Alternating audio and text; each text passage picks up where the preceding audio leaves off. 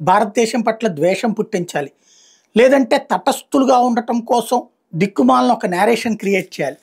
అష్టదిగ్బంధంలో పాకిస్తాన్ అంటూ ఈనాడు తీసుకొచ్చినటువంటి ఒక వార్తతో పాటుగా ఆ ఫోటో చూస్తే అది అర్థమవుతుంది. ఏంటంటే ఒక బిడ్డ పాకిస్తాన్ వెళ్ళిపోతున్న తల్లిని చూసి ఆవేదన చెందుతోందంట ఆమె కుమార్తె. అటారీ సరిహద్దు వైపు వద్ద పాకిస్తాన్కి వెళ్ళిపోతున్న సాబా వైపు దీనంగా చూస్తున్న ఆమె కుమార్తె. ఏంటి దరిద్రం? ఎందుకు ఈ దిక్కుమాలిన వార్తలు? ఎవరిని మోసం చేయడానికి? ఎవరిని విసిగిస్తున్నారు? ఎవరి కోసం అబద్ధాలు చెప్తున్నారు? అక్కడ పెళ్లి కూతురా, ఇక్కడ పెళ్లి కొడుకా?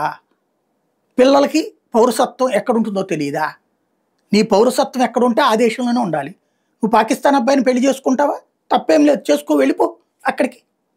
అత్తారింటి దగ్గర కదా నువ్వు ఉండాల్సింది. భారత పౌరసత్వం నీకెందుకు అప్పుడు? లేదు, ఈ దేశం నీ భర్తకు కూడా ఇండియా అంటే గొప్ప విశేషం. ఇక్కడ బిడ్డల్ని నీకు చేత 8 మందినో 10 మందినో కనిపించాడు. అప్పుడు ఇక్కడ ఉండాలనుకున్నప్పుడు వాడు ఇక్కడికి వస్తానంటే ఇక్కడ పౌరసత్వం తీసుకో, ఇక్కడ పిల్లలకి పౌరసత్వం ఇయ్యి. పిల్లల పౌరసత్వం పాకిస్తానా? మొగుడు పౌరసత్వం పాకిస్తానా? ఈ మాత్రం ఇక్కడ ఉంటుందా? కొన్ని చోట్ల వీళ్ళకి ఇండియా పౌరసత్వమా?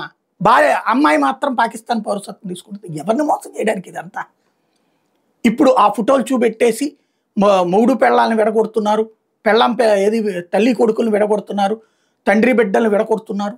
ఈ ప్రచారం ఎందుకు చేస్తున్నారు? ఎవరి కోసం చేస్తున్నారు? పచ్చి ద్రోహం కాదా? అమెరికా ఏం చేస్తోంది?